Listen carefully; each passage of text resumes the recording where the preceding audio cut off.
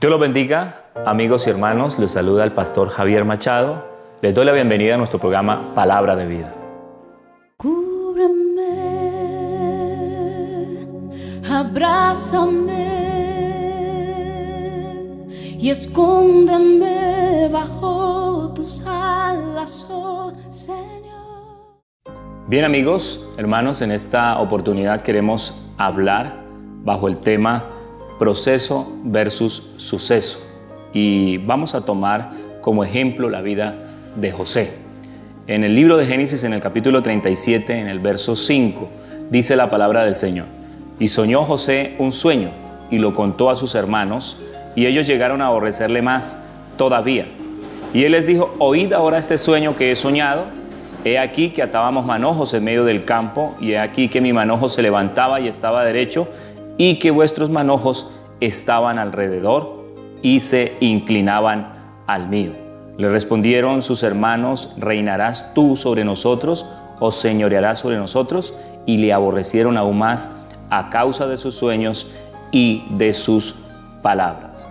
Aquí encontramos la vida de un joven que Dios desde muy joven comenzó a mostrar sus propósitos y comenzó a sembrar sueños grandes en el corazón de este muchacho, y él creyó a Dios, creyó la palabra, creyó los propósitos de Dios y comenzó a trabajar en ellos, pero cometió el error de comentarlo a sus hermanos. Y cuando hay sueños grandes, cuando hay propósitos grandes, cuando hay una visión grande, eso despierta la envidia y el aborrecimiento muchas veces de las personas que nos rodean.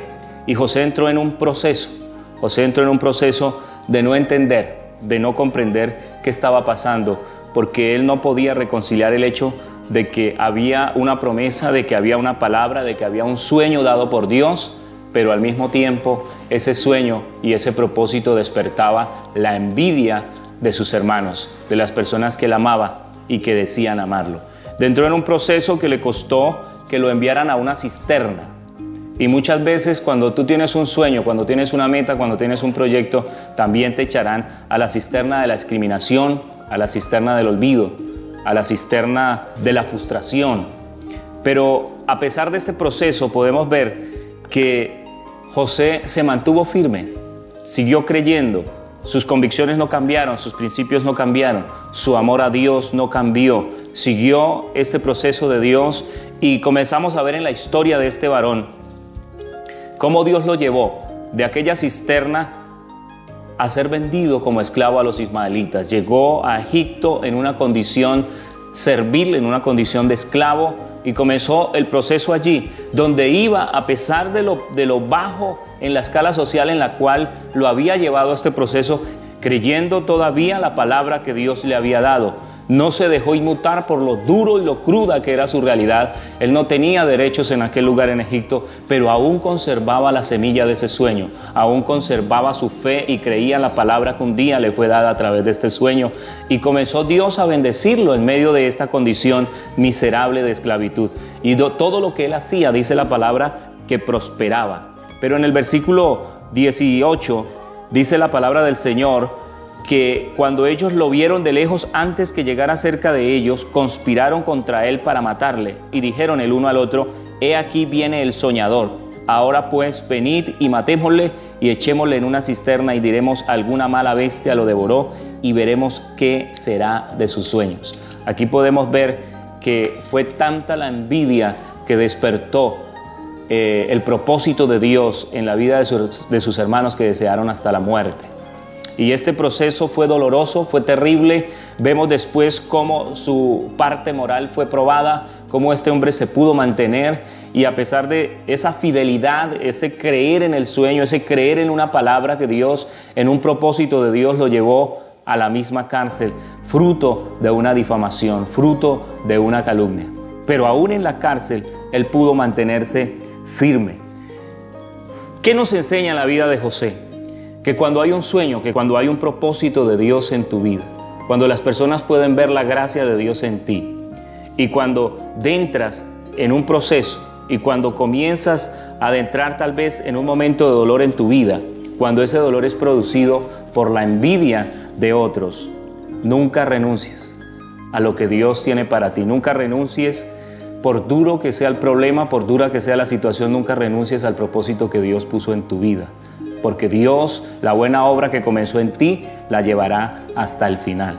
Así que esta vida de José nos enseña cosas muy importantes. Una de ellas, la perseverancia. Otra, la fidelidad de este varón a pesar de las circunstancias. Este hombre pudo perseverar, pudo persistir, pudo creer a pesar de lo dura que era la situación personal, la realidad cruda que estaba viviendo, pudo persistir, pudo seguir creyendo, y esto lo llevó a otro nivel. Y siempre que una persona persiste en sus sueños, lucha por sus sueños, tiene un propósito en su vida, cree una palabra que ha recibido, esta perseverancia lo va a llevar a otro nivel. Esta perseverancia lo va a llevar a alcanzar grandes objetivos en su vida. Tratarán de echarte en una cisterna de discriminación, tratarán de echarte en una cisterna del olvido. Nunca renuncies a lo que Dios tiene para ti. Esos momentos de dolor pasarán, pero quiero aclarar algo. Cuando el dolor y cuando las consecuencias son producto de la fidelidad y de la obediencia a Dios. Porque quiero hablarte también una cosa, amigo que me estás escuchando. Si el dolor que estás pasando, si las consecuencias que estás viviendo en este momento son fruto de tus actos, si en este momento estás sufriendo el abandono de tu esposa porque no la valoraste, si estás sin trabajo porque no valoraste un trabajo que tuviste, si tal vez tus padres o tus hijos te dieron la espalda más por la manera como tú los tratabas a ellos, simplemente eso es consecuencias de tus actos, y ese dolor simplemente es lo que estás cosechando. Estoy hablando con personas que a pesar de las circunstancias se han mantenido fieles. A esas personas quiero decirles que esos propósitos se cumplirán, que un día verás cómo se cumple la palabra de Dios en tu vida. Persiste y verás la bendición de Dios. Cómo este hombre pasó un proceso, porque a nosotros nos gusta el suceso, pero no el proceso. Nos alegramos cuando vemos la criaturita recién nacida, pero resulta que un día ese suceso tuvo un proceso de 9 meses. Esa mujer tuvo que sufrir mareos, tuvo que sufrir desmayos, tuvo que sufrir dolores, incomodidades, cuando su vientre crecía, cuando la criaturita daba golpes en su vientre. Hubo un proceso para llegar al suceso. En el momento del matrimonio es un suceso. Todos nos gusta el día del matrimonio, el día de la boda, la foto de la boda, pero luego comienza el proceso de conocernos con nuestra pareja, el proceso de adaptarnos el uno al otro. A todos nos gusta el suceso, pero no el proceso.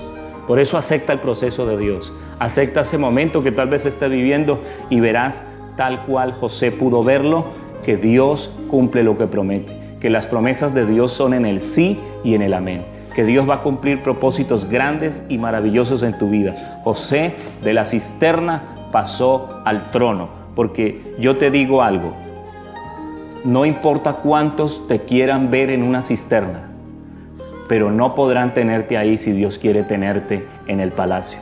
Así que ánimo, busca de Dios, permite que los procesos de Dios se cumplan en tu vida, persiste, sé fiel a Dios y Dios bendecirá tu camino. Bien, amigo, Dios te bendiga, y esta palabra de reflexión para tu vida. Dios te bendiga. Agradecemos a cada una de las personas que vieron este video. Los invitamos a compartirlo y a suscribirse a nuestro canal en YouTube, Palabra de Vida. Nos pueden escribir también a nuestro correo palabradevida79@gmail.com. También en nuestra página de Facebook, Palabra de Vida. Cúbreme, abrázame y escóndeme bajo tus alas, oh Señor.